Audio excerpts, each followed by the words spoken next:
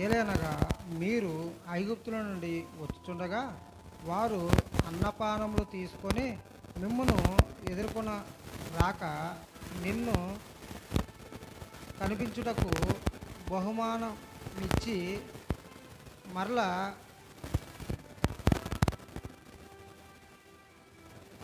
ఎరా ఎరాయములోనే పితరుల నుండి నీకు విరోధముగా ఏమియు బేయారు బేయారు కుమారుడైన బిలామును పిలిపించిరి. అయితే నీ దేవుడైన యెహోవా బిలాము మాట విననలో నుండెను. నీ దేవుడైన యెహోవా నిన్ను ప్రే నిన్ను ప్రేమించను గనక నీ దేవుడైన యెహోవా నీ నిమిత్తము ఆ ఆ కానుకను ఆ శాపమును ఆశీర్వాదంగా చేసను. ఈ దేవుని వాక్యం. ఈ వాక్యాన్ని ఆశీర్వదించి దీవించను గాక. ఆమె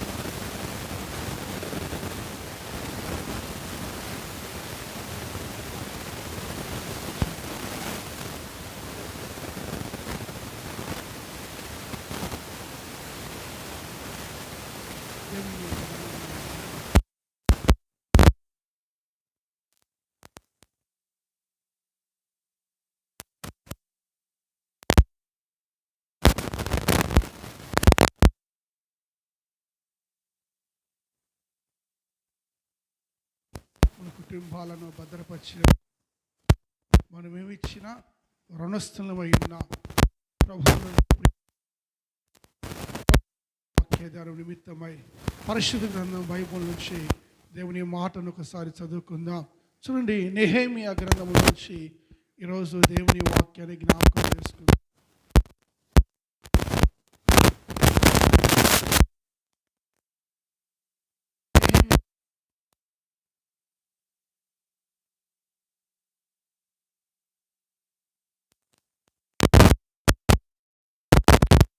అధ్యాయము 2వ వాక్యము ఈరోజు మన వాక్య ధ్యానమై ఉన్నది.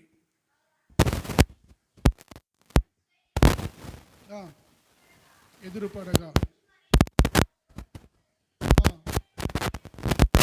మన దేవుడు ఆ శాపమును ఆశీర్వాదముగా మార్చెను. దేవునికి స్తోత్రం. హల్లెలూయా.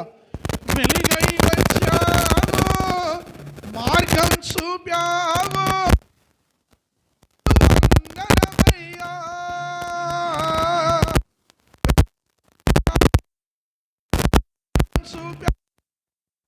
నీకు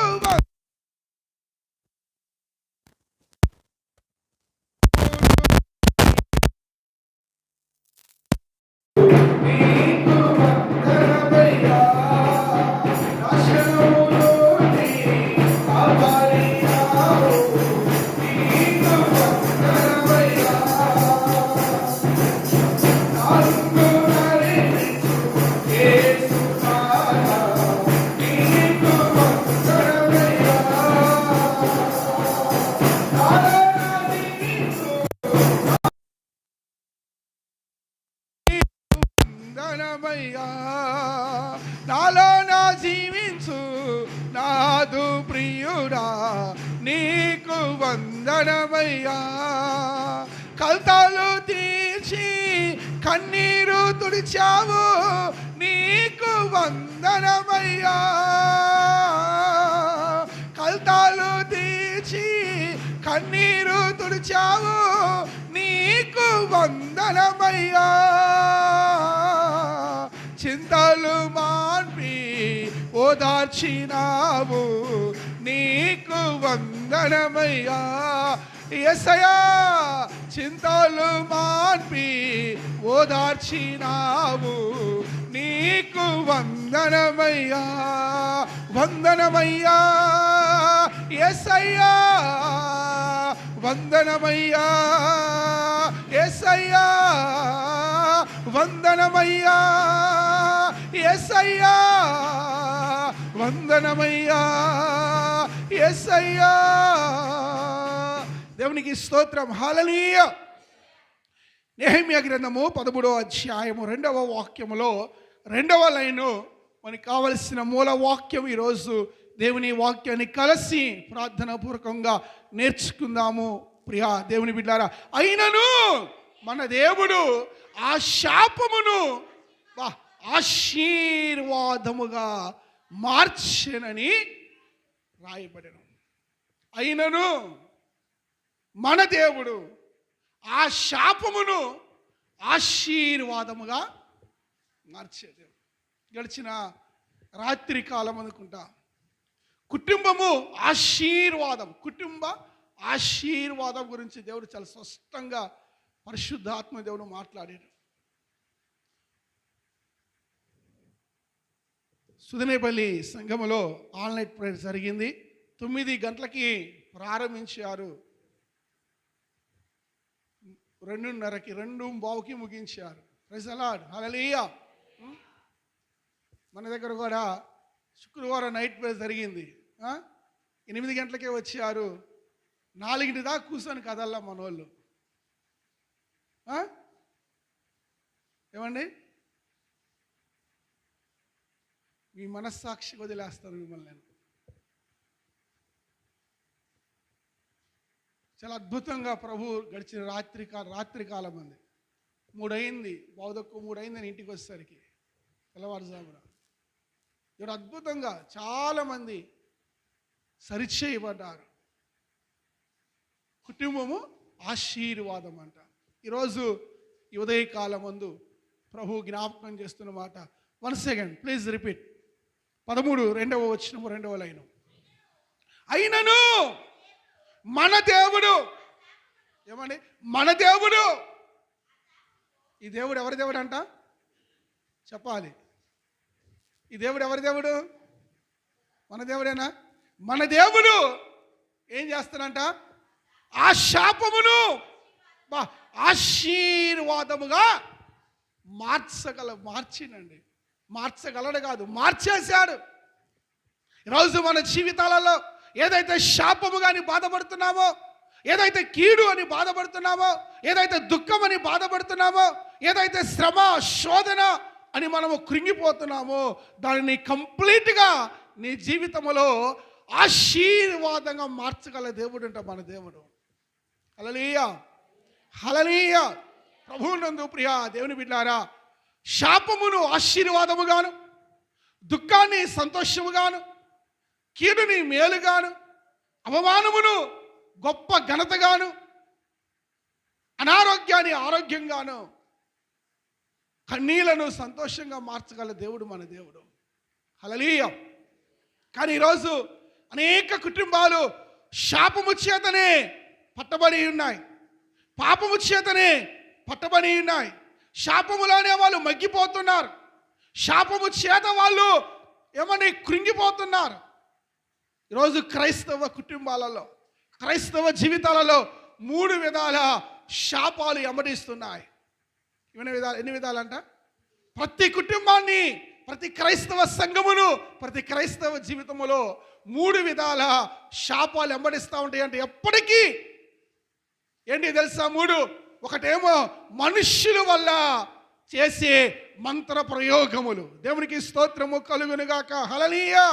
ఏమండి, ఒకవేళ మంచిగా బ్రతుకుతుంటే, నువ్వు ఒక మంచి స్థితికి వచ్చినప్పుడు, నువ్వు మంచిగా ఉన్నప్పుడు, నీవు నీ భార్య పిల్లలు సంతోషంగా ఉన్నప్పుడు, గిట్టని వారు అసూయతోటి, ఈర్ష్యతోటి, కోపముతోటి ఈ ఏ విధముగా నేను పాడు చేయాలి అన్న దుర్బుద్ధితోటి మనుష్యులు చేసే మంత్ర ప్రయోగముల ద్వారా శాపాలు ఎమడేస్తాయి అంట.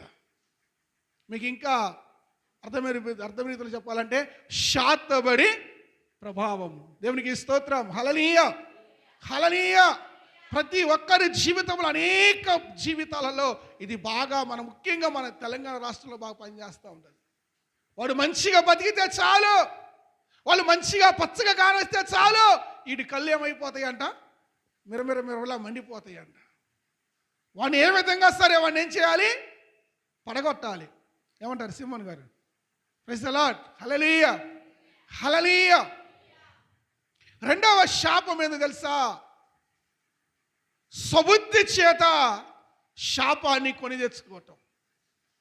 అపరాధము అంటారు దాన్ని. ఏ అపరాధము? స్వపరాధము ద్వారా శాపాన్ని కొని తెచ్చుకోవటం. 3వది దేవుని మాట వినక, దేవుని ఆజ్ఞను అతిక్రమించి పొందుకునే శాపం అంట. ఎన్ని శాపాలు చెప్పాలి?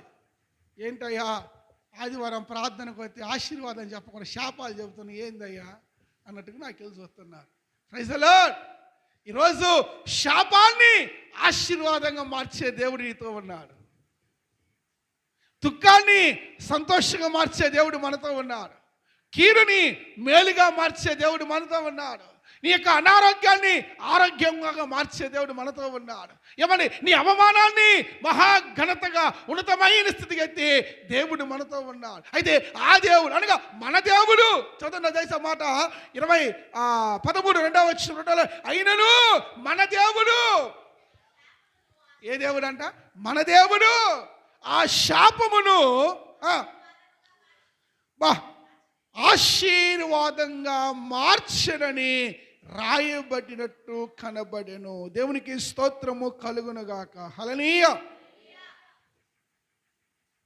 3 విధాల శాపాలు వెంటాడుతూ ఉంటాయి. ఈ 3 నాకున్న సమయంలో నేను వివరించలేను, కానీ కనీసం మొదటిదైనా మనం నేర్చుకోవడానికి ప్రయత్నం చేద్దాం. ఏంటిదంట మొదటిది? ఏ శాపము? నేను గుర్తు చేసా ఇప్పుడే. మొదటి శాపం ఏంటిది? 3 రకాల శాపాలు చెప్పా. ఒకటి 3 నిమిషాలుగా అలా చెప్పి మనుష్యులు వల్ల చేసే మంత్ర ప్రయోగముల వల్ల కలిగే శాపములు. రెండోది అపరాధము ద్వారా కలిగే శాపము. మూడోది దేవుని ఆజ్ఞను అతిక్రమించి దేవుని కోపం తెప్పించి తెచ్చుకునే శాపము.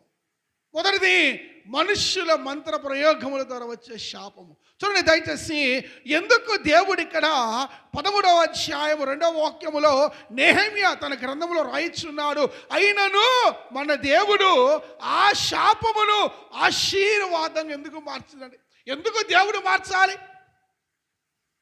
దేవుడు మన కీడుని మేలుగా ఎందుకు మార్చాలి? మన దుఃఖాన్ని సంతోషంగా ఎందుకు మార్చాలి? ఏమండి, ప్రభువునందు ప్రియ దేవులారా, మన రోగాన్ని ఆరోగ్యంగా ఎందుకు మార్చాలి అంటే ప్రభు వాక్యం చలవిస్తున్నది. మీరు చదివిన ద్వితీయోపదేశ కాండములో రాయబడుతున్న మాట 23వ అధ్యాయము 5వ వాక్యము. ద్వితీయోపదేశ కాండము 23వ అధ్యాయము 5వ వాక్యము. అయితే మన దేవుడని యెహోవా బిలాము మాట వినక విననొల్లక ఉండెను. బాగా గమనించండి, బిలాము మాట బిలాము ఎవరు? మీ అందరికీ తెలుసు. చెప్పాలి, ఒక ప్రవక్త అయినప్పటికీ బిలాముకున్న శక్తి ఎలాంటిది? బిలాము నోట ఏది వస్తే అది జరిగిపోయింది. ప్రైజ్ ది లార్డ్, హల్లెలూయా. రాయ్, నువ్వు దీవించబడును కాక అంటే వాడు దీవించబడతాడు. నువ్వు నాశనమగను కాక నాశనం అంటే బిలాము నోట, బిలాము అనే ప్రవక్త నోట, ఆ మనుష్యుని నోట ఏది పలికితే నిశ్చయముగా అది జరుగును గాకనే ఆత్మను దేవుడు బిలాము మీద ఉంచి ఉన్నాడు. అయితే ఇక్కడ రాయబడుతున్న మాట, బిలాము నీ దేవుడైన యెహోవా బిలాము మాట విననొల్లకుండెను. ఎందుకో తెలుసా? ఎందుకు బిలాము మాట దేవుడు వినలేదు? ఎందుకు దేవుడు బిలాము మాట వినలేదంటే, నీ దేవుడైనా యెహోవా నిన్ను ప్రేమించును కనుక ఏం చేసిండంట? చెప్పాలి, ఎవరిని ప్రేమించిండు?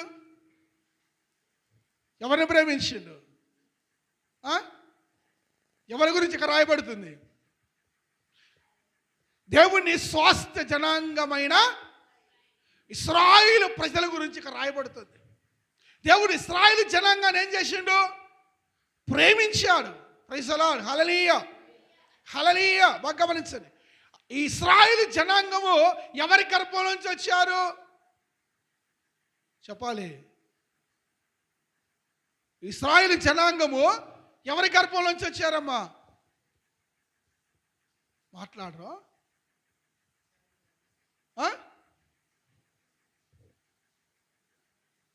ఎవరిని ఇశ్రాయేలు అని పిలువబడ్డారు? ఎవరిని ఇశ్రాయేలు అని పిలిచారు? అబ్రహాము గర్భవాసుల నుంచి వచ్చిన సంతానాన్ని ఇశ్రాయేలు వంశముగా చేయబడ్డారు. అంతేనా? వేరే బయట నుంచి వచ్చారా? అబ్రహాము నుంచి ఇస్సాకు నుంచి యాకోబు ప్రార్థన చేయగా యాకోబు గర్భవాసన పుట్టిన 12 గోత్రాల వంశాన్ని దేవుడు ఏమని పిలుస్తున్నాడు? ఇశ్రాయేలు వంశముగా, ఇశ్రాయేలుగా దేవుడు పిలుస్తున్నాడు. మంచిది. ఇప్పుడు ఈ ఇశ్రాయేలు ప్రజలని ఆ రోజున ఇశ్రాయేలు ప్రజలు ప్రేమిస్తున్నాడా, లేక వాళ్ళ మూల పురుషుడైన అబ్రహాముని దేవుడు ప్రేమిస్తున్నాడా? చెప్పాలి, ఎవరు ప్రేమిస్తున్నాడు? మోషే కాలంలో ఉన్న ఇశ్రాయేలు ప్రజలను కాదు సుమా, ఆ మోషే కాలంలో ఉన్న ఇశ్రాయేలు ప్రజలకి మూల పురుషుడైన అబ్రహాముకి దేవుడు మాట ఇచ్చాడు. ఏమని? నిన్ను ఆశీర్వదించే వారిని ఆశీర్వదిస్తా, నిన్ను దీవించేవాడిని దీవిస్తా. బాగా గమనించండి ప్రియులారా, అబ్రహాము ఎంతగా దేవుడి చేత ప్రేమించబడ్డాడో మీ అందరికీ తెలుసు. ఎంతగా ప్రేమించబడ్డాడు? బహుగా ప్రేమించబడడం. ఎందుకు అబ్రహాముని దేవుని గురించి పక్కన పెట్టాడు. దేవుడే అబ్రహాముని, అక్కడ ఏం రాయబడుతుంది? నీ దేవుడిని యెహోవా నిన్ను ప్రేమించును కనుక. అంటే నీ శాపాన్ని ఆశీర్వాదంగా మార్చబడాలంటే, నీ కీడు మేలుగా మార్చబడాలంటే, నీ దుఃఖము సంతోషంగా మార్చబడాలంటే, నీ అవమానము ఏమంటే రెట్టింపు ఘనత చేత నువ్వు దీవించబడాలంటే, నీకున్న రోగము ఆరోగ్యంగా మార్చబడాలంటే, నీకున్న ప్రతికూల పరిస్థితులన్నిటినీ నీకు అనుకూలంగా మార్చబడాలంటే నువ్వేం చేయబడాలంట? దేవుని చేత ప్రేమించబడాలి. హల్లెలూయా. నువ్వు దేవుని ప్రేమించిన తర్వాత సంగతి, దేవుని చేత నీవు అంటే దేవుని చేత నువ్వు ప్రేమించబడాలంటే నువ్వు దేవుణ్ణి ఇంకెంత ఎక్కువగా ప్రేమించాలో జ్ఞాపకం చేసుకోండి. ఎలా ప్రేమించాలి దేవుణ్ణి చెప్పాలి. మార్కు సువార్త మీరు చదివారిగా, సువార్త భాగము మార్కు సువార్త 12వ అధ్యాయము 30వ వచనము, దానిపై వచనము కూడా. అందుకు యేసు ప్రధానమైనది ఏదనగా, ఓ ఇశ్రాయేలు నీవు వినుము. ఇక్కడ కూడా యేసు ప్రభువు ఏమంటాడో, ఓ ఇశ్రాయేలు వినుము, మన దేవుడైన ప్రభువు అద్వితీయ ప్రభువు. నీవు నీ పూర్ణ హృదయముతోను, నీ పూర్ణ ఆత్మతోను, నీ పూర్ణ వివేకముతోను, నీ పూర్ణ బలముతోను నీ దేవుడైన ప్రభువుని ప్రేమింపవలనది ప్రధానమైన ఆజ్ఞ. నువ్వు మిగతా ఈ ఆజ్ఞ అనుసరిస్తావని తర్వాత సంగతి. ప్రధానమైన ఆజ్ఞ ఒకటి అనుసరిస్తే చాలు, మిగిలిన అన్నీ దాంతోపాటు వచ్చేస్తాయి. ఈ ప్రధానమైన ఆజ్ఞ గాలికి వదిలేసి మిగిలినవన్నీ నువ్వు ఆచరించిన బూడిదలో పోసిన పన్నీరు లెక్క అయిపోయింది. అందుకే ప్రభువారు అంటున్న మాట, నీ దేవుడైన యెహోవాను, ఓ ఇశ్రాయేలు వినుము, నీ పూర్ణ హృదయముతోను, నీ పూర్ణ ఆత్మతోను చదవండి,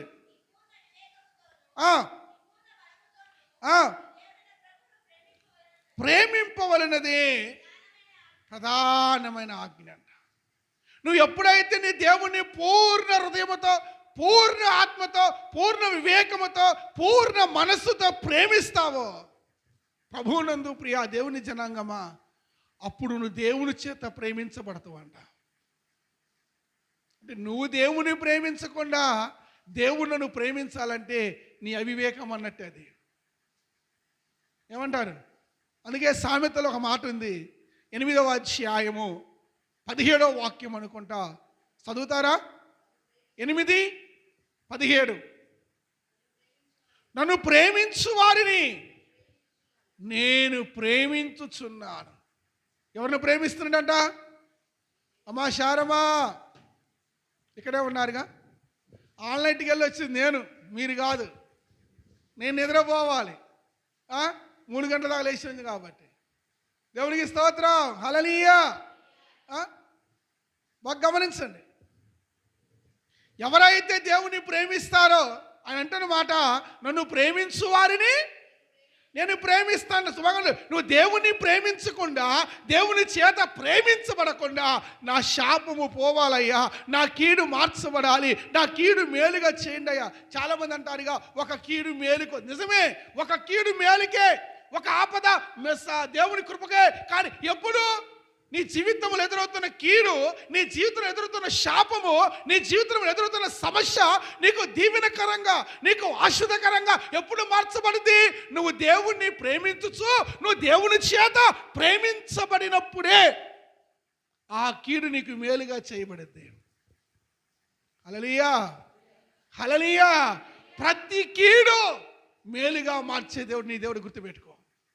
ప్రతి శాపమును ఆశీర్వాదంగా మార్చే దేవుడు మన దేవుడు, గుర్తుపెట్టుకో. అయితే నీ జీవితంలో ఎదురవుతున్న ప్రతి చేదు సంఘటన, ప్రతి చేదు ఏమని విషయాలు, లేకపోతే నీకు ప్రతికూలమైన పరిస్థితులన్నీ, అరే ఎందుకురా నాకే ఎదురవుతున్నాయి అనుకునే ప్రతి వ్యతిరేకత నీకు అనుకూలంగా, నీకు కంఫర్ట్గా మార్చబడాలి అంటే మార్చే దేవుడు నీతో ఉన్నాడు. ఆ దేవుడు అలాగూ నీకు మార్చాలి అంటే నీవుగా దేవుని ప్రేమించుచు దేవుని చేత నీవు ప్రేమించబడాలి. నువ్వు దేవుని ప్రేమించడం గొప్ప కాదు, దేవుని చేత ప్రేమించబడే రీతిగా నువ్వు దేవుని ప్రేమించాలి. గుర్తుపెట్టుకో. అంటే నీ జీవితంలో దేవునికి తప్ప మరొక మొదటి స్థానాన్ని ఎవరికి, మీ అందరికీ తెలుసు ఇక్కడ ఎంతమంది దేవునికి మొదటి స్థానం ఇచ్చారు. హల్లెలూయా, హల్లెలూయా. ఆయన పక్షపాతి కాదండి మన దేవుడు. నిన్ను ఒక రకంగా, నన్ను ఒక రకంగా, ఒక రకంగా చూసేవాడు కాదు. ఆయన అందరినీ సమానంగా ప్రేమించు. ఆయన అందరి కొరకు ప్రాణం ఇచ్చినవాడు, ఆయన అందరి కొరకు రక్తాన్ని కాచినవాడు, ఆయన అందరి కొరకు తన కొరడా దెబ్బలు అనుభవించినవాడు. అంతేగాని నిన్నొక రకంగా, నన్ను రకంగా దేవుడు ఎప్పుడు చూడడం.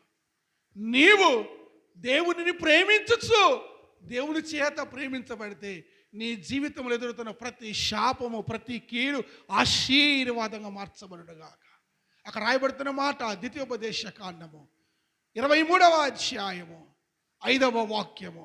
నీ దేవుడైన యెహోవా నిన్ను ప్రేమించును గనుక, నిన్ను ప్రేమించును గనుక నీ దేవుడైన యెహోవా నీ నిమిత్తము ఆ శాపమును, నీ నిమిత్తము నువ్వు దేవుని ప్రేమించు, నువ్వు దేవుని చేత ప్రేమించబడే పరిపూర్ణతకు రా. ఇంతకాలం ఉన్న ఆ పరిపూర్ణతకు రాకపోతే నీ శాపంగానే మిగిలిపోయింది. ఏమండి, తల్లిదండ్రులపై, అత్తమ్మపై, తల్లి భర్తపై, భార్యపై, పిల్లలపై ఉన్న శాపము అలానే ఉండడానికి కారణం ఏంటో తెలుసా? బలహీనుడి దేవుడు కాదు, మనమే బలహీనులము. ఆయన నీ శాపాన్ని ఆశీర్వాదంగా మార్చగలిగిన దేవుడు. బాగా గుర్తుపెట్టుకోండి. నువ్వు ఎప్పుడైతే దేవుడిని ప్రేమించుచు దేవుని చేత నువ్వేం చేయబడాలంట? మనుషుల చేత కాదు, నాయకుల చేత కాదు, అధికారుల చేత కాదు, తల్లిదండ్రుల చేత కాదు, దేవుని చేత నువ్వు ప్రేమించబడితే అక్కడ రాయబడుతున్న మాట, నీ దేవుడిని యెహోవా నిన్ను ప్రేమించును గనుక, నీ దేవుడిని యెహోవా నీ నిమిత్తము, నీ కోసము నీ కుటుంబంలో ఉన్న శాపం తొలగిపోవాలి, నీ నిమిత్తము నీ కుటుంబం మీద ఉన్న శాపకట్లు తెగిపోవాలి. అలా తెగిపోవాలంటే, ఆ శాపము ఆశీర్వాదంగా మార్చబడాలంటే నీవు దేవుడిని ప్రేమించచ్చు. మరి ముఖ్యంగా దేవుని చేత నువ్వేం చేయబడాలి? ఇశ్రాయేలు దేవుని చేత ప్రేమించబడ్డాడు. హల్లెలూయా, హల్లెలూయా. దేవుని చేత ప్రేమించబడ్డాడు. అందుకే ఇశ్రాయేలు జనాంగము మీద ఎన్ని మార్లు మంత్ర ప్రయోగము చేసినను, సుమారు 3 సార్లు ఇశ్రాయేలు జనాంగంపై మంత్ర ప్రయోగము చేయబడది. చదువుదా మాట దయచేసి చూడండి. సంఖ్యాకాండము 22వ అధ్యాయము, 22వ అధ్యాయము, సంఖ్యాకాండము 22 మొదటి వచనం నుంచి.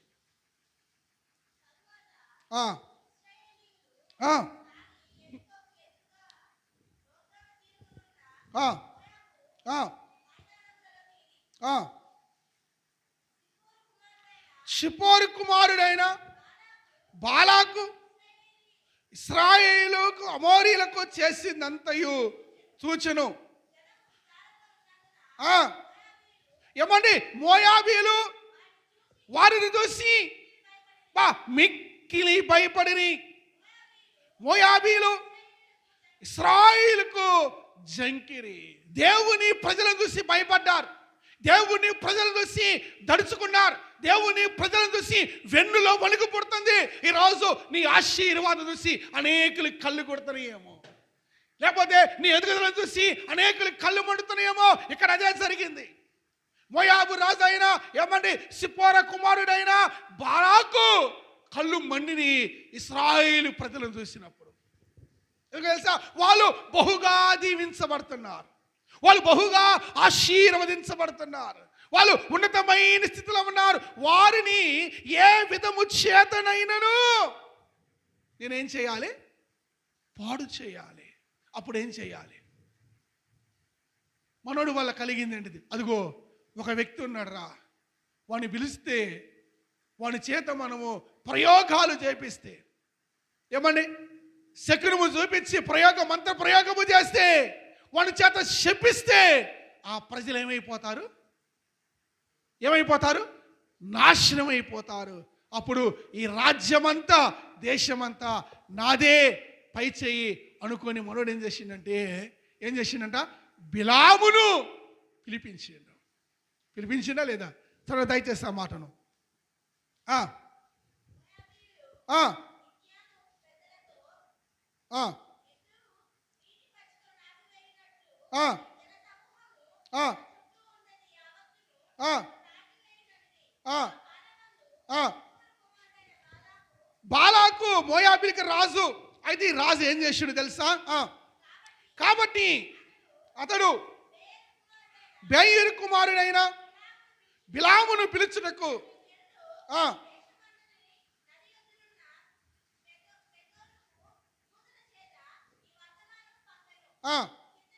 చిత్తగించము. ఏమండి, మనుషులు పంపించి బారాకు అంటున్న మాట ఏం తెలుసా? ఇగో బిలాము, చిత్తగించము. ఒక జనము ఐగుప్తులో నుండి వచ్చెను. ఇదిగో వారు భూతలమును కప్పి నా ఎదుట దిగి ఉన్నారు. వాడి కళ్ళు మండుతున్నాయండి. ఎక్కడి నుంచో వచ్చిండు జనాంగం.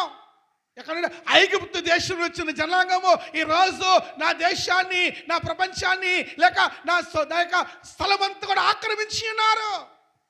నా చుట్టూ ఉన్న భూభాగం అంతా కప్పారు, అంటే అంత ఆక్రమించుకున్నారు. అంతగా దేవుడు ఇశ్రాయేలు ప్రజలను ఆశీర్వదించెను. హల్లెలూయా.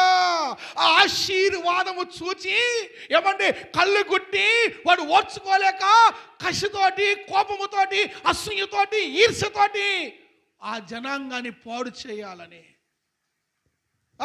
దాని మాట తర్వాత చదవండి. కాబట్టి అయ్యా దయచేసి వచ్చి నా నిమిత్తము ఈ జనమును శపించమని శపించుము. వారు నాకంటే బలవంతులు, వారిని హతము చేయుటకు నేను బలమందునేమో. అప్పుడు నేను ఈ దేశములో వారిని తోలివేదును. ఏలయనగా నీవు దీవించువాడు దీవించబడుననియు, శపించువాడు శపించబడుననియు నేను ఎరుగుదును. హల్లెలూయా. ఎవరిని పిలిపించిండు? ఇప్పుడు ఒక రకంగా చూస్తే శాతబడి చేసామని పిలిపించిండు. హల్లెలూయా. వాడు ఏమైనా చేయగలుగుతారా లేదా? బాగా గమనించండి. మంచి వెండి బంగారాన్ని ఆశ చూపించాడు. మనోడు టెమిట్ అయిపోయాడు. సేవకుడే కావచ్చు, నేను కాదనట్లా, కానీ వెండి బంగారం చూపించేసరికి ఏమైపోయాడో శోధించబడ్డాడు. ఈరోజు చాలా మంది నాతో చెబుతుంటారు, అయ్యా మా సేవకుడు బలిపీఠ దగ్గరుండి శపిస్తాడయ్యా అంటారు. నేను చెబుతున్న మాట ఏం తెలుసా?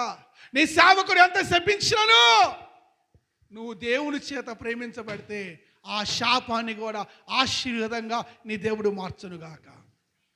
హల్లెలూయా, హల్లెలూయా. చాలా మంది ఫోన్ చేసి అడుగుతారు, అయ్యా మా దైవజనుడు బలిపీఠం దగ్గర నిలబడి శాపాలు చెబడతాయ్యా, నాశనం కాకంటారయ్యా, మీరు నాశనం అనుకుంటాయ్యా, మా కీడుని అని చాలా మంది ఫోన్లు చేసి మాట్లాడుతుంటారు. నేను జ్ఞాపకం చేస్తున్న మాట, బిలాము కూడా ఒక సేవకుడే.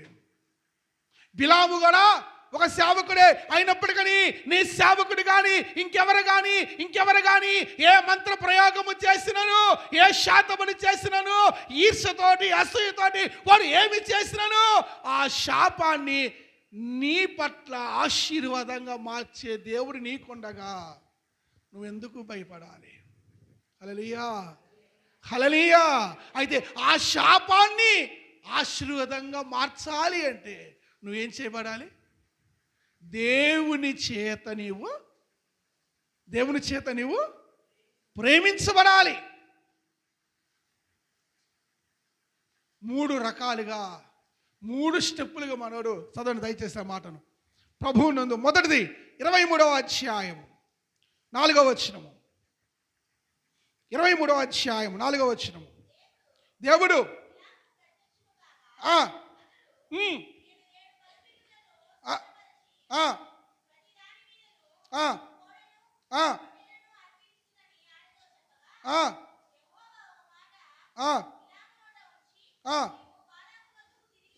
పిల్లరా గమనించండి, బలాకు తీసుకెళ్ళాడు.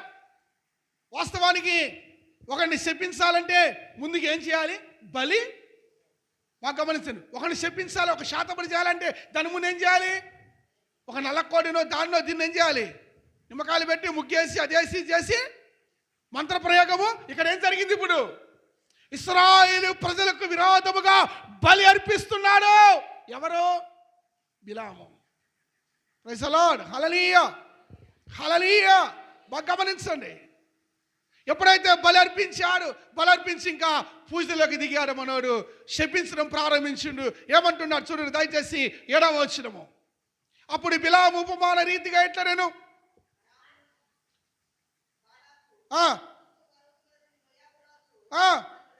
బాగా గమనించండి. ఏమండి?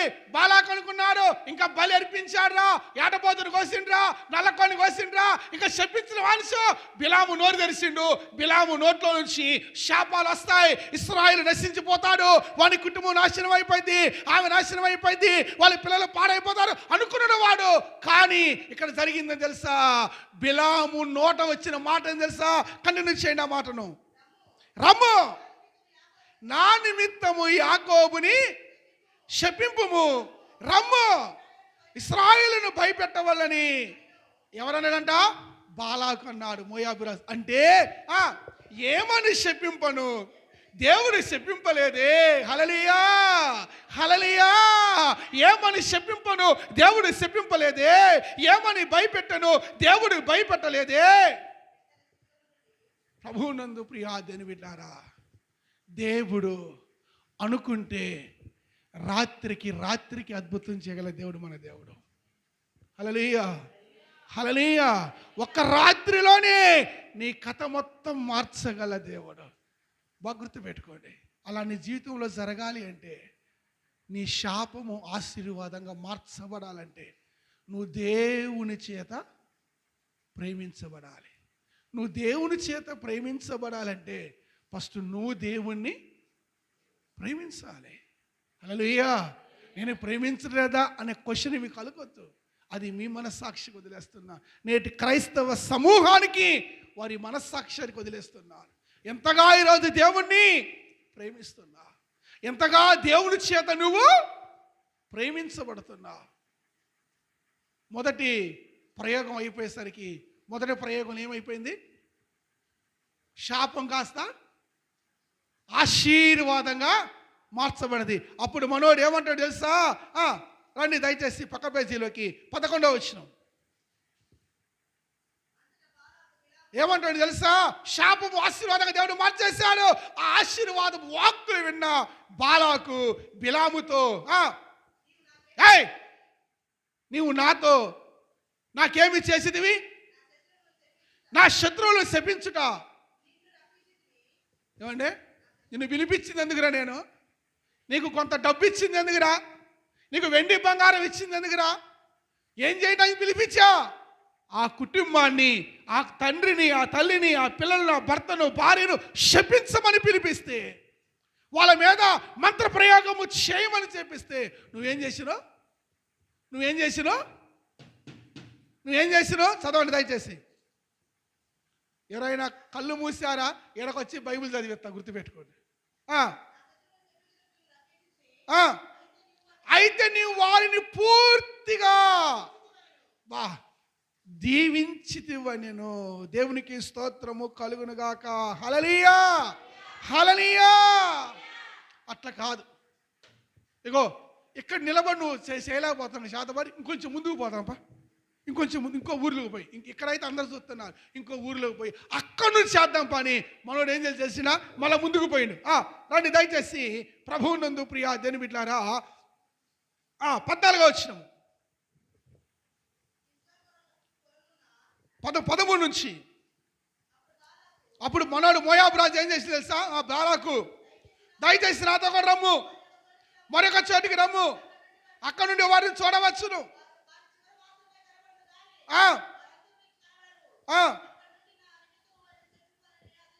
ఏమండి చెప్పేసి అక్కడ ఒక బలిపీఠం కట్టారు. అక్కడ మళ్ళీ 2-3 పోతులు బలిచ్చారు. అక్కడ మంత్రప్రయోగం అయింది. మంత్రప్రయోగం పని అయిపోయింది, పూజ అయిపోయింది. ఇంకా వెంటనే 16వ వచనంలో 18వ వచనంలో స్టార్ట్ చేసిండు మనోడు. ఏమని స్టార్ట్ చేసిండు?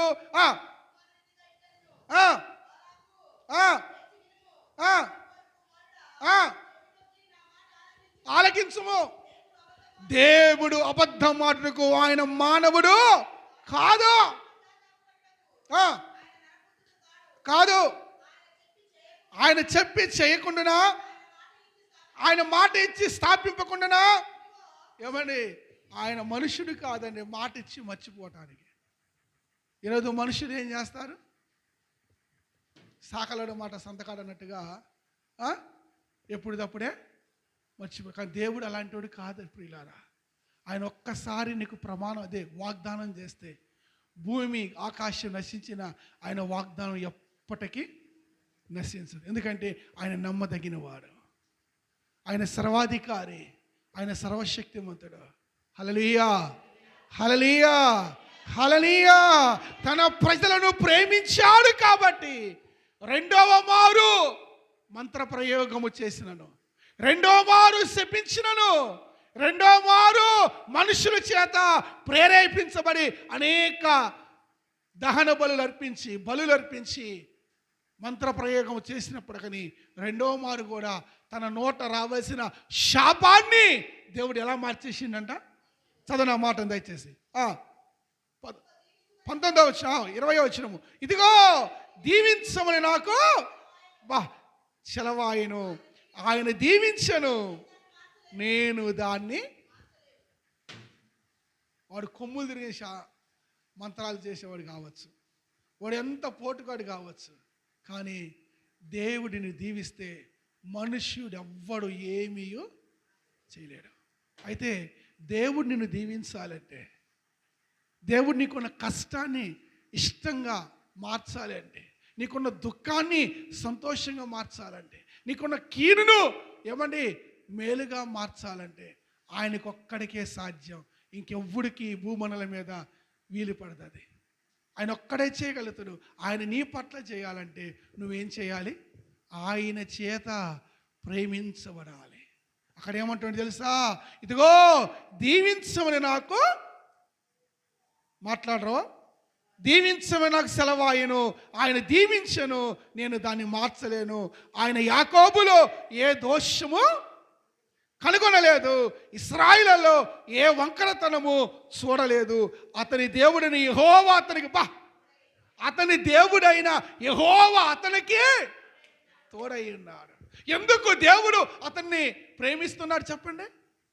దేవుడు ఎందుకు ఇశ్రాయేలుని అంతగా శాపాన్ని సైతం కూడా ఆశీర్వాదంగా మార్చేస్తున్నాడు చెప్పండి?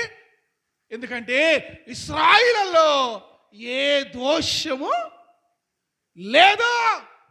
రెండోది, ఆయన యాకోబులో ఏ దోషమును కనుగొనలేదు, ఇశ్రాయేలులో ఏ వంకరతనము.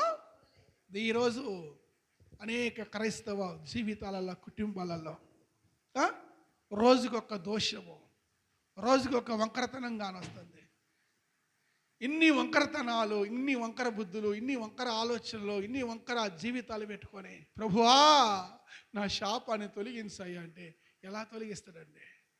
ప్రభువా నా కుటుంబం మీద ఉన్న శాప పాప కట్లు తెంపేయి అని ఎన్ని కేకలేసినా ఆ కేకలు వ్యర్థమైంది తప్ప ఆ కట్లు మాత్రము ఆ కట్లు తెగిపోవాలంటే, ఆ శాపపు కట్లు తెగిపోవాలంటే ప్రియులారా నీలో ఏ దోషము కనబడకూడదు. అక్కడ బిలాము అంటున్న మాట, నేను ఇదిగో దీవించమని నాకు సెలవాయను, ఆయన దీవించను, నేను దాన్ని మార్చలేను. ఎందుకంటే ఆయన యాకోబులో ఏ దోషము కనుగొనలేదు, ఇశ్రాయేలులో ఏ వంకరతనము. ఈరోజు ప్రభువునికి తోడై ఉండాలి. తన దేవుడిని యెహోవా అతనికి తోడై ఉన్నాడని శపించడానికి వచ్చినవాడు, శాతబడి ప్రయోగము మంత్ర ప్రయోగం చేయడానికి వచ్చినోడు చెబుతున్న మాట ఈ మాట. ఏడు మేలు చేయడానికి వచ్చిన ఈ మాడు, అవునా? మేలు చేయడానికి వచ్చిండా? ఏం చేయడానికి వచ్చిండంట? శపించాలని, కుటుంబాన్ని పాడు చేయాలని, పిల్లల జీవితాలు పాడు చేయాలని, ఆ పసి మొక్కలను విడిచిపడేయాలని. పిల్లరా బాగా గమనించండి, మేలు చేయడానికి వచ్చినాడు కాదు వాడు. ప్రవక్త కావచ్చు, నేను కాదనట్లా. కానీ ఈ సందర్భంలో దేవుని ప్రజలను శపించడానికి వచ్చిన ఒక వ్యక్తి, ఆ వ్యక్తి తన నోట వస్తున్న మాట ఏం తెలుసా? ఇదిగో దేవుడే నిన్ను దీవిస్తే, దేవుడే నీకు తోడే ఉంటే, దేవుడే నిన్ను ఆశీర్వదిస్తే దాన్ని నేనెలా మార్చగలను? నా మంత్రాలు ఏమి పనిచేయవు, నా ప్రయోగాలు ఏమి పనిచేయవు. బాగా గమనించండి. నువ్వెంత ఈర్ష్య పెట్టుకున్నా నీ కన్ను చాలామంది చెబుతారు, అరే వాడు కంటితో చూస్తే చాలరా వశం అయిపోయింది అంటారు.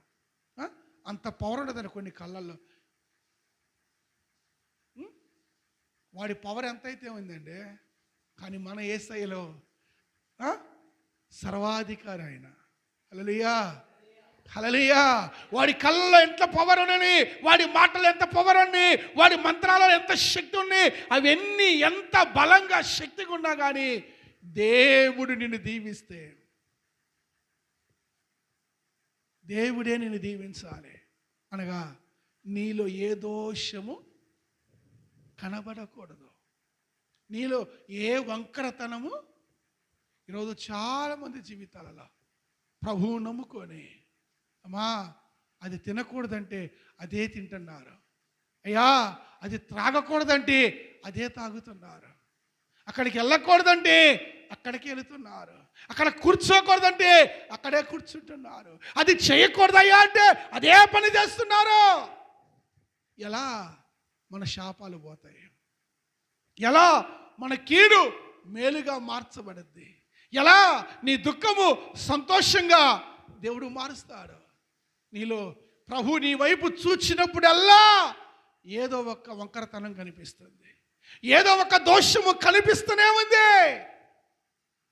ఎంతకాలమైతే దోషం అలానే ఉంచుకుంటావో, ఎంతకాలమైతే ఆ వంకరతనాన్ని అలానే సరి చేసుకోవాలని ఉంచుకుంటావో, దైవ సంగమా, దైవ జనాంగమా, అప్పటి వరకు శాపాలుగానే ఉంటాయి, కీడుగానే ఉండిపోయింది. ఏమండి, ఎలాంటి సంతోషము ఆనందము దేవుని యొద్ద నుంచి మనకి రాదంట. ఎందుకో తెలుసా? ఆయన పక్షపాతి కాదు, గుర్తుపెట్టుకోండి.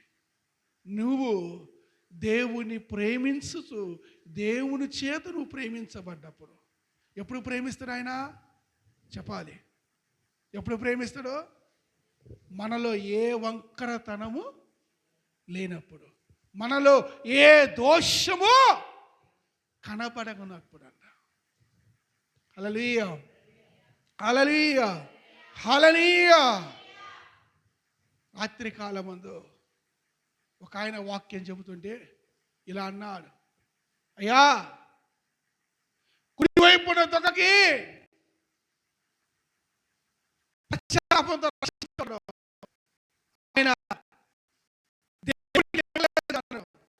దేవుడికి నిజమే పోవటానికి సమయం ఉందా? ఆయనకి ఉందా? ఆయనకి దిగి వచ్చి పొలం దున్నుకొని వ్యాపారం చేసుకొని ఉద్యోగం చేసుకునే అవకాశం ఉందా? ఒకవేళ ఉంటే ఏం చేసేవాడు? తనకు కలిగిన మారు మనసును బట్టి, తనకు కలిగిన పశ్చాత్తాపం బట్టి సమస్తముడు దేవునికి సమర్పించేవాడేమో.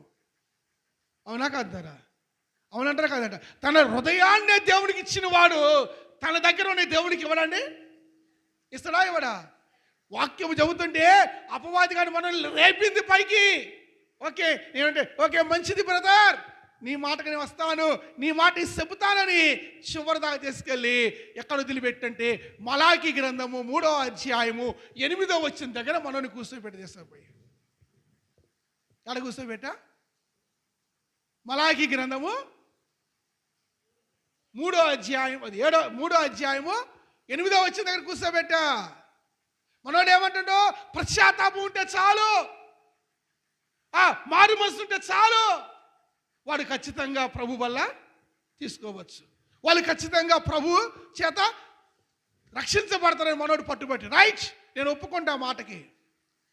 పశ్చాత్తాపం ఉన్నాడు రక్షించబడతాడు, మారు మనసు ఉన్నాడు రక్షించబడతాడా లేదా? పశ్చాత్తాపం ఉన్నాడు, మారు మనసు ఉన్నాడు, ప్రభు వల్ల తీసుకోవచ్చు. నేనే చెబుతున్నా. అయితే సరి అయిన మారు మనసు, సరి అయిన పశ్చాత్తాపం కలిగిన ఆయన ఉన్నవాడు ఏం చేస్తాడు? దేవుని మాటకు తీసుకుపోయి మలాకి గ్రంథం 3వ అధ్యాయం 8వ వచనంలో కూర్చోబెట్టా.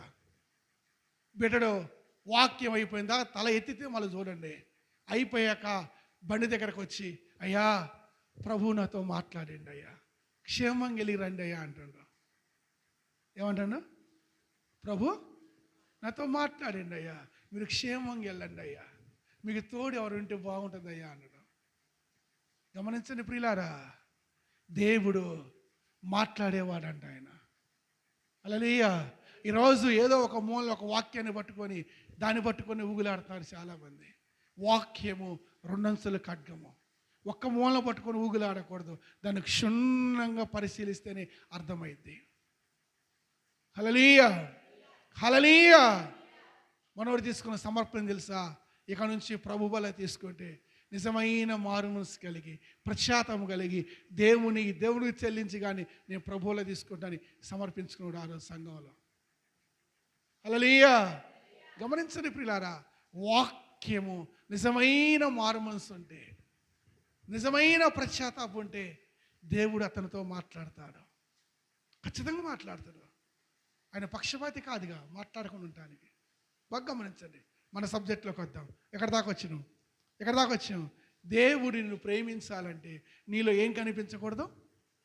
ఏ దోషము కనిపించకూడదు, ఏ వంకరతనము కనిపించకూడదు. ఏం జరిగింది తెలుసా? తర్వాత దీవించేశాడు, ఆశీర్వదించాక చూడండి దయచేసి ఎలా ఆశీర్వదిస్తున్నాడో 33వ వచనం, 23వ వచనం, 22 నుంచి. రాజు యొక్క జయధ్వని వారిలో ఉన్నది. సంఖ్యాకాండం 23వ అధ్యాయం చూడండి దయచేసి. గురుపోతు వేగం వంటి వేగం వారి కలదు, నిజముగా యాకోబులో మంత్రము లేదు, ఇశ్రాయేలులో శకునము లేదు. ప్రియులారా, దేవుని నమ్ముకున్నోడికి మంత్రంతో పని లేదండి. దేవుని నమ్ముకున్నోడికి శకునంతో పని లేదండి. దేవుని నమ్ముకున్నోడికి దేవుడే ఆశ్రయ దుర్గము. యాకోబులు వేయలేదంట. ఈరోజు చాలా మంది జిమ్మిక్కులు చేస్తున్నారు. కానీ ప్రభు జ్ఞాపకం చేస్తున్న మాట, యాకోబులు ఏమి లేదంట, మంత్రము లేదు. యాకోబులు ఏమి లేదంట, శకునము లేదు. జిమ్మిక్కులు చేసే గుణం లేదు మనోడికి ఇశ్రాయేలు జనాంగంలో. అందుకే చదవండి దయచేసి.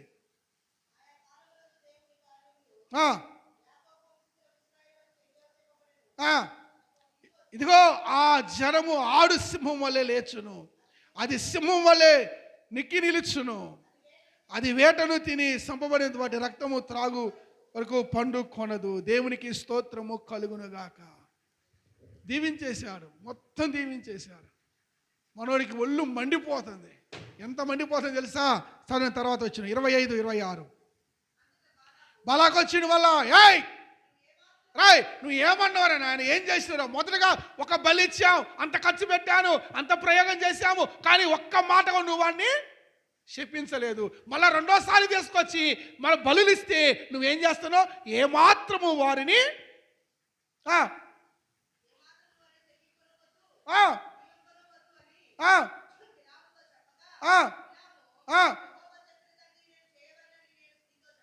దేవునికి స్తోత్రము కలుగునుగాక. హల్లెలూయా. రెండో మారు కూడా ఏం చేసిండు? దీవించాడు. ఇది కాదని మనోడు ఇంకో ప్రాంతం పోదాంపా, ఇక్కడ కాదు కానీ ఇంకొంచెం గట్టిగా చేద్దాం ఈసారి. ఏమన్నా ఉన్నాయా లేవా? గట్టిగా చేసేయి. ఒకటి సక్సెస్ కావాలా, రెండోది సక్సెస్ కావాలా, మూడోది ఏం చేస్తాడు? ఇంకొంచెం గట్టిగా ప్రయోగం చేద్దాం ఈసారి. బలంగా మంచి కోళ్ళు, లేకపోతే అందరూ చూసే రీతిగా అది ఇది మొత్తము, లేకపోతే దాన్ని ఏమంటారు, నరబలి ఇద్దాం. ఏ బలి? నరబలి ఇచ్చేసి వాడిని వేసేద్దామని ముందుకు వచ్చేసారు. రండి దయచేసి 28వ వచనం.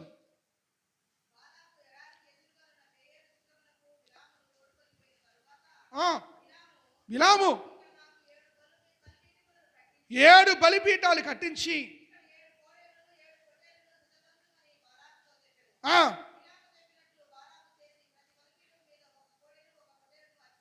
దేవునికి స్తోత్రము కలుగునుగాక. హల్లెలూయా. ప్రభువునందు ప్రియ దేని బిడ్డలారా, మరలా మూడవ మారు, ముచ్చటగా మూడవ మారు ప్రయోగం జరుగుతుంది. మంత్ర ప్రయోగము దేనికోసం అంట? ఇశ్రాయేలు ప్రజలను శపించటానికి. మూడోసారి ప్రయోగం అయ్యాక మూడోసారి కూడా ఆ బిలామును అట వచ్చే శాపం వచ్చినా లేదు తెలుసా? చదవండి దయచేసి 5వ వచనం నుంచి. యాకోబు నీ గుడారములు, ఇశ్రాయేలు నీ నివాస స్థలములు ఎంతో రమ్యమైనవి, వాగు వలె అవి వ్యాపించి ఉన్నవి, నదీ తీరమందలి తోట వలె, యెహోవా నాటిన అగరు చెట్ల వలె, నీల యొద్ద ఉన్న దేవదారు వృక్షము వలె అవి ఉన్నవి. హల్లెలూయా. యాకోబు నీ కుటుంబము, నీ పిల్లలు, నీవు ఎలా ఉన్నావో తెలుసా?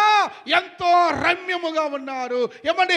వాగుల వలె వ్యాపించి ఉన్నవి, నదీ తీరమందలి తోట వలె, యెహోవా నాటిన అగరు చెట్ల వలె, దేవదారు వృక్షం వలె నీ కుటుంబం ఉందని దేవుడు బిలాము ద్వారా ఆశీర్వాద వాక్కులను పలుకుతున్నారు. గమనించండి. బాలాకేమో మంత్రప్రయోగము చేసి శపించాలనుకున్నారు. మనుషులు పాడు చేయటానికి చూస్తారు, మనుషులు విషప్రభావం కలిగి ఉంటారు, మనుషులు నాశనాన్ని కోరుకుంటారు, మనుషులు చెడును కోరుకుంటారు. కానీ మన ప్రభువును రక్షకుడని యేసయ్య నీ ఆశీర్వాదాన్ని కోరుకునేవాడు. ఏమండి? నువ్వు దీవించబడాలని ఆశపడేవాడు. బాగా గమనించండి. అక్కడ రాయబడుతున్న మాట, మూడవ మారు కూడా ఏం జరిగింది? శాపవచనాన్ని దేవుడు ఏం చేసిండంట? ఆశీర్వాదంగా మార్చేసరికి చివరికి మనోడు ఏమైందో తెలుసా? రండి దయచేసి 24వ అధ్యాయము 10వ వచనము. అప్పుడు బాలాకు కోపము, ఏమండి? భయంకరమైన కోపం వచ్చేసింది. రాదా? ఇన్ని వేల రూపాయలు, ఇన్ని లక్షల రూపాయలు, ఇన్ని పొట్టేళ్ళు, ఇన్ని కోళ్ళు, ఇంత నరబాపలి, ఈ బలి, ఇన్ని బలులు 3 సార్లు ఇన్ని ప్రయోగాలు చేస్తే ఒక్క మారు కూడా నీ మంత్ర ప్రయోగము వారి మీద పని చేయలేదు. ఆ కోపంతో ఆ బిలాముని కోపగించుకున్నాడు. బిలాం మీద మండెను గనుక అతడు తన చేతులు సరుచుకొని బిలాముతో, నా శత్రువులను శపించుటకు నిన్ను పిలిపించింది కానీ నీవు ఈ ముమ్మారు వారిని పూర్తిగా దీవించితివి.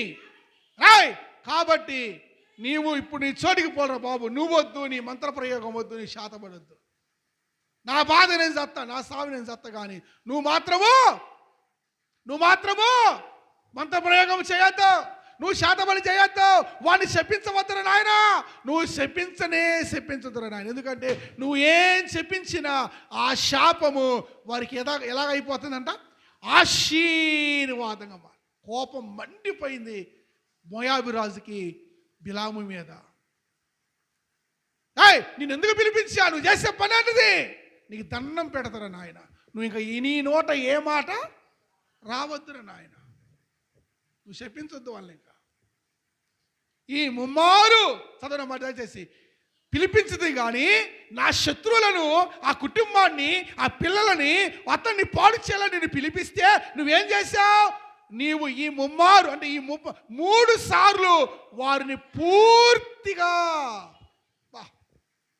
దేవుడు పూర్తిగా ఆశీర్వదించేవాడు మన దేవుడు. మనమైన అసంపూర్ణంగా చేస్తుంటాం, ఏం చేసినా కానీ అసంపూర్ణ భక్తితో ఉంటున్నాం, అసంపూర్ణ విశ్వాసంతో ఉంటున్నాం, అసంపూర్ణమైన ఆత్మీయత కలిగిన జీవితంతో ఉంటున్నాం, అసంపూర్ణ కలిగిన ఏమండి భక్తితో మనం ఉంటున్నాం. కానీ దేవుడు అలాంటి వాడు కాదండి. ఆయన ఏం చేస్తారంటే పూర్తిగా చదవన మాటను అక్కడ, ఈ ముమ్మారు వారిని పూర్తిగా దీవించితివి. దేవుడు దీవించేవాడు. ముమ్మారులు పిలిపించినప్పుడు ముమ్మారు కూడా ఆయన ఏం చేయబడ్డారంట? దీవించబడ్డారు, ఆశీర్వదించబడ్డారు. ఈరోజు క్రైస్తవ సంగమా, నా ప్రియా దేవుని బిడ్డలారా, ఉదయకాలంలో ప్రభు జ్ఞాపకం చేస్తున్న మాట, ఆయన నీ శాపమును ఆశీర్వాదంగా మార్చాలి అంటే నువ్వేం చేయబడాలంట? నీలో దోషము కనబడకూడదు, నీలో వంకరతనము కనపడదు. ఎప్పుడైతే వంకరతనము లేకుండా జీవిస్తావో, ఎప్పుడైతే దోషము లేకుండా నువ్వు బ్రతుకుతావో, ఎప్పుడైతే పాపము లేనివాడిగా లేనిదానిగా ఉంటావో, నువ్వు అప్పుడు దేవుని చేత ప్రేమించబడతావు. నువ్వు ఇంకా మనుషుల చేత ప్రేమించబడుతున్నావంటే దేవుని చేత ద్వేషించబడతాను గుర్తుపెట్టుకో. మనుషుల చేత ప్రేమించబడేవాడు దేవుని చేత ద్వేషించబడతాడు. మనుషుల చేత ద్వేషించబడిన వాళ్ళు, రక్త సంబంధులు, సొంత వాళ్ళు, ఇంటి వాళ్ళ చేత, అయిన వాళ్ళ చేత, తోబుట్టుల చేత, స్నేహితుల చేత, ప్రక్కరింటి, ఎదురింటి, సమాజం చేత ద్వేషించబడేవాడే దేవుని చేత ప్రేమించబడేవాడు. గుర్తుపెట్టుకోండి. నువ్వు ఎంతగా మనుషుల చేత, నీ వారి చేత ద్వేషించబడతావో అంతగా దేవుని చేత ప్రేమించబడతావు. ఎంతగా నీ వారి చేత అసహించబడతావో అంతగా దేవుని చేత నువ్వు ప్రేమించబడతావు. కాదు, నాకు మనుషులు కావాలి, నాకు ఈ లోకమే కావాలి, నాకు ఈ మనుషుల ప్రేమే కావాలి, ఈ పొగడతలు కావాలి. నాకు ఏం కావాలి? పొగడతలు. రాత్రి ఆ దైవజనుడు చెబుతున్న మాట, వాక్యం అయిపోయాక ఇంచుమించు 7 సంవత్సరాల నుంచి 5 సంవత్సరాల నుంచి ఈ అయ్యగారు నాకు తెలుసు, కానీ ఒక్కసారి కూడా ఈ అయ్యగారు నేను పిలవలా. ఎందుకు తెలుసా? పిలిస్తే ఉన్న 10 మంది కూడా ఎక్కడ దగ్గర ఉన్న 10 మంది కూడా ఊడిపోతారు భయంతో.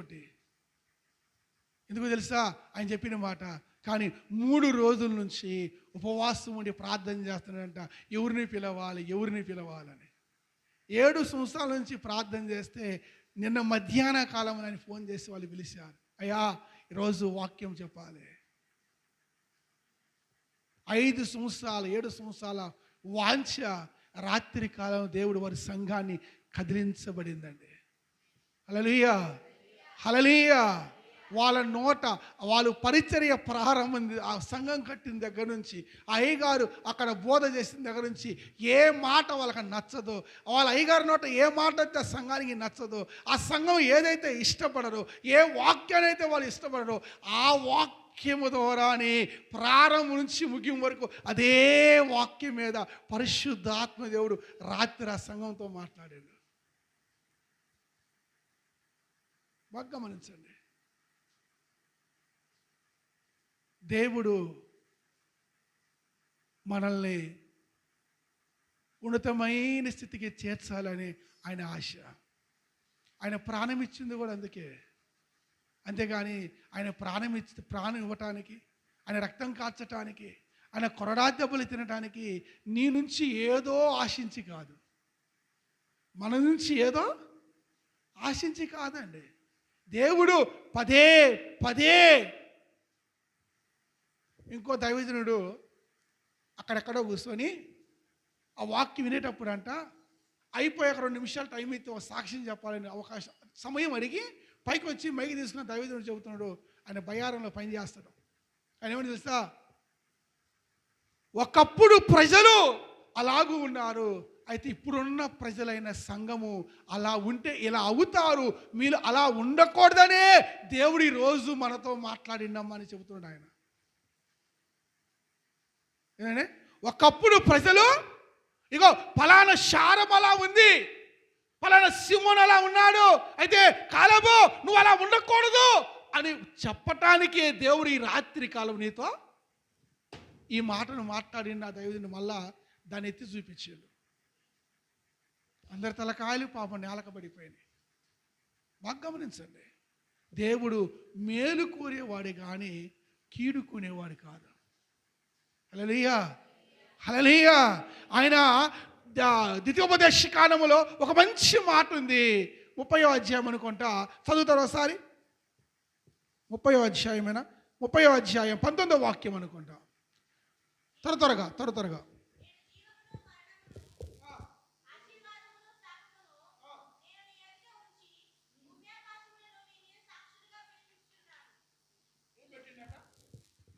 నీ ముందేం పెట్టిండమ్మా? చెప్పాలి, అందరు చెప్పాలి. మన ముందేం పెట్టిండు?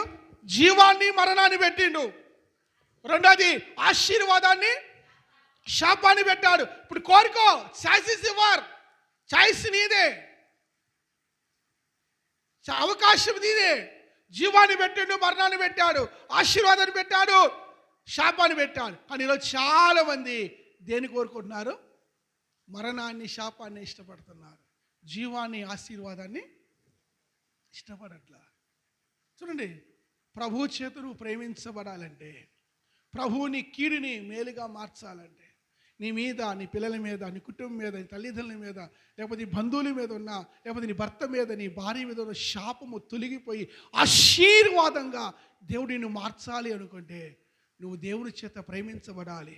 నువ్వు దేవుని చేత ప్రేమించబడాలంటే ఏ విషయములో నీ జీవితంలో దోషము కనపడకూడదు, ఏ విషయములో నీ కుటుంబంలో వంకరతనము నీ ఆత్మీయతలో కనపడకూడదు. ఇంకొక వ్యక్తిని జ్ఞాపకం చేసి ప్రార్థన చేస్తా. చూడండి దయచేసి ప్రభువునందు ప్రియా దేని బిడ్డలారా, ఆది కాండము, దానికన్నా ముందుగా కీర్తన గ్రంథము 105. ఆది కాండం అవసరం లేదు.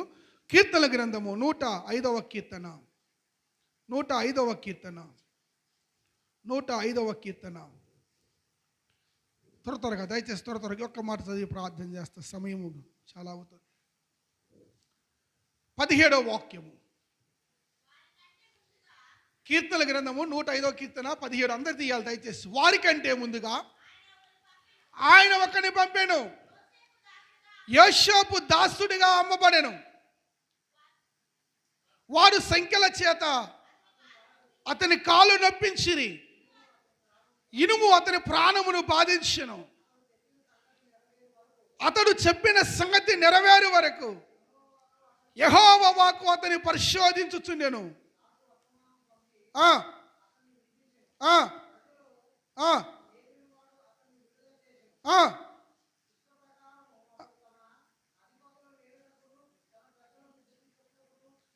తన ఇంటికి యజమానిగాను, తన యావదాస్తి మీద అధికారిగాను అతని నియమించెను. హల్లెలూయా, హల్లెలూయా. ప్రభువునందు ప్రియా జనులారా, నువ్వు ప్రేమించబడాలంటే నీ జీవితంలో పాపము లేనప్పుడు దేవుడు నిన్ను ప్రేమిస్తాడు. దేవుడు నిన్ను ప్రేమించాడు గనక, ఇక్కడ యోసేపుని దేవుడు ప్రేమించాడు గనక తన యొక్క అవమానాన్ని ఉన్నతమైన స్థితిగా మార్చాడు. తన అసహ్యాన్ని ఉన్నతమైన గౌరవప్రదముగా మార్చాడు. తన బానిసత్వాన్ని అధికారిగా దేవుడు మార్చాడు. యోసేపు జీవితంలో ప్రియులారా, తన కన్నీళ్లను, తన దుఃఖాన్ని సంతోషంగా మార్చేసాడు దేవుడు. హల్లెలూయా. యోసేపు ఎవరి చేత వెలివేయబడ్డాడు? ఎవరి చేత అసహించబడ్డాడు? ఎవరి చేత త్రోసివేయబడ్డాడు? ఎవరి చేత ద్వేషించబడ్డాడంటే యోసేపు తన సొంత ప్రజల చేతే యోసేపు ద్వేషించబడ్డాడు. యోసేపు ఎంతగా ద్వేషించబడ్డాడో దేవుని చేత అంతగా ప్రేమించబడ్డాడు. దేవుని చేత ప్రేమించబడ్డాడు కాబట్టి తన సంఖ్యలు ఏమైనాయి అంట? రాజవస్త్రాలుగా మార్చబడ్డాయి. తన బానిసత్వం ఏమైపోయింది? ఐగుప్తు దేశానికే చెప్పాలి రాజుగా మార్చబడ్డది. ప్రభువునందు ప్రియా దేని బిడ్డలారా, తన అవమానము, తన నింద, తన మీద మోపిన ప్రతిదీ తన జీవితంలో ఉన్నతమైన ఆశీర్వాదంగా దేవుడు దాన్ని మార్చిపడేసాడు. కారణం, యోసేపు ఎవరిని ప్రేమించేవాడంట? చెప్పాలి, దేవుని ప్రేమించేవాడు. అప్పుడు దేవుడు కూడా ఎవరిని ప్రేమించిండు? ఎందుకు ప్రేమించిండు? యోసేపులో ఏమీ లేదు, దోషము లేదు. యోసేపులో ఏమీ లేదు, వంకరతనము లేదు, యోసేపులో ఏమీ లేదు, పాపము లేదు, యోసేపులో గర్వము లేదు. ఈడు ఒక్కపూట నేను చేసిండు, హేళన చేసిండు, నీళ్ళు లేని బావిలో కాలు చేతులు కట్టి పడేశాడు, వీడికి నేను ముద్ద పెట్టాలా అనుకోవాలా. యోసేపు ఎదిగే కొద్దిగా వాళ్ళందరినీ హక్కును చేర్చుకున్నాడు. అది దేవుని గొప్పతనం. గమనించండి, ప్రభువునందు ప్రియా దేని బిడ్డారా, క్రైస్తవ జీవితములో, నీ క్రైస్తవ భక్తి జీవితములో నీ ప్రతి అవమానమును, నీ ప్రతి కీడు, నీ ప్రతికూల పరిస్థితులన్నిటినీ అనుకూలంగా మార్చబడాలంటే నువ్వు దేవుణ్ణి ప్రేమించాలి. ఎలా ప్రేమించాలి? మార్కు సువార్త 12:30 ఉంది. పూర్ణ ఆత్మ, పూర్ణ శక్తి, పూర్ణ బలము, ప్రేమించడం అధికంగా, ఆరాధించిన ఆసక్తితో, నాలుగుతో పాట పాడటం కాదు, కానీ దానిని ఆచరణలో నువ్వు పెట్టు. నువ్వు ఎంతకాలం అయితే ఆచరణలో పెట్టకుండా ఉంటావో, ఎంతకాలము దేవుని ప్రేమించు. నేను ప్రేమిస్తున్నా అంటూ మాయమాటలు చెబుతూ ఏమంటే గారడీ మాటలు చెబుతూ, బోటపు మాటలు చెప్పుకుంటూ నువ్వు దేవుని ప్రేమించకుండా ఎవరినెవరినో ప్రేమిస్తూ నీ జీవితంలో ఎప్పటికీ ఎన్ని మార్లు దేవుడు నీ వైపు చూచినప్పుడల్లా ఏదో ఒక వంకరతనము, ఏదో ఒక పాపము, ఏదో ఒక దోషము కనబడుతూనే ఉంది. అలా కనబడినప్పుడు ఏ విధంగా దేవుడు నిన్ను ప్రేమిస్తాడు? దేవుడు నిన్ను ప్రేమిస్తేనే నీ కీడు మేలుగా మార్చబడుద్ది, నీ శాపము ఆశీర్వాదంగా మార్చబడుద్ది, నీ అవమానము రెట్టింపు ఘనతగా మార్చబడుద్ది, నీ దాస్యము బానిసత్వము ఉన్నతమైన శిఖరానికి దేవుడు మార్చుతాడు. కారణము, నువ్వు దేవుని చేత ప్రేమించబడాలి. దేవుని చేత ప్రేమించబడాలంటే ఇశ్రాయేలు ప్రేమించబడ్డాడు. యోసేపు ప్రేమించబడ్డాడు. వారి శాపాలు, వారి అవమానాలు, వాళ్ళ కీడు, వారి దుఃఖము, వారి రోగములు, వాళ్ళ జీవితంలో ఎదురైన ప్రతి మరణకరమైన సందర్భాలన్నిటినీ దేవుడు దీవెనకరంగా మార్చేసిండు. హల్లెలూయా. మొదటి శాపము మనుష్యుల వల్ల కలిగే మంత్ర ప్రయోగ శాపము. ఇశ్రాయేలు ప్రజలను శపించాలని బిలామును బాలాకు పిలిపించుకొని మంత్రప్రయోగం చేశాడు. కారణము, ఓర్చుకోలేక ఈర్ష్యతోటి, అసూయతోటి వాడు ఎదుగుతున్నాడని, వాడు మంచిగా పచ్చగా కానొస్తున్నాడని. ఈరోజు కూడా ప్రియా దేని బిడ్డలారా, దేవుడు ఎదుట దేవుని నమ్ముకున్న మీరు ఆ శాపము శాపంగానే ఉంటున్నారా? ఆ కీడుగానే ఉండిపోతుందా? ఆ దుఃఖము దుఃఖంగానే ఇంకెంతకాలం దుఃఖిస్తావు? ఎంతకాలం ఏడుస్తూ ఉంటావు? ఎంతకాలం కన్నీళ్ళు పెడతావు? ఇంకెంతకాలం రోగముతో, బాధతో, సమస్యలతో బాధపడతావు? నీ దేవునిలో శక్తి లేదా? లేక నీలో శక్తి లేదా? మనలోనే శక్తి లేదు. ఆయన శక్తిమంతుడు, ఆయన సర్వాధికారి, ఆయన పక్షపాతి కాదు, ఆయన నమ్మదగిన వాడు, ఆయన పరిపూర్ణమైన వాడు. ఆయన యోసేపు శాపాన్ని ఆశీర్వాదంగా మార్చిన దేవుడు, ఇశ్రాయేలు శాపాన్ని ఆశీర్వాదంగా మార్చిన దేవుడు, యోసేపు కీడును మేలుగా మార్చిన దేవుడు. నీ జీవితంలో, నీ కుటుంబంలో, లేక నీ పిల్లల మీద, నీ భర్త మీద, భార్య మీద ఉన్న ప్రతి శాపకట్టు ఆశీర్వాదంగా దేవునిగా మార్చాలంటే దేవుని చేత నువ్వు ప్రేమించబడి ఆత్మీయతలోకి నడిపించబడుదువుగాక. దేవుని చేత ప్రేమించబడే విశ్వాసములోకి నడిపించబడుదువుగాక. దేవుని చేత ప్రేమించబడే సంపూర్ణ భక్తులోకి మార్చబడుదువుగాక. దేవుని చేత ప్రేమించబడే ఏ దోషము, వంకరతనము లేని ఆత్మీయత దేవుడు నీకు అనుగ్రహించునుగాక. అట్టి కృప దేవుడు మనందరికీ అనుగ్రహించునుగాక. లేచి నిలబడి ప్రార్థన చేసుకుందాం. స్తోత్రం, స్తోత్రం, స్తోత్రం, స్తోత్రం, స్తోత్రం. హల్లెలూయా, హల్లెలూయా, హల్లెలూయా, హల్లెలూయా, హల్లెలూయా, హల్లెలూయా, హల్లెలూయా, హల్లెలూయా, హల్లెలూయా. Thank you, Jesus. Thank you, Jesus.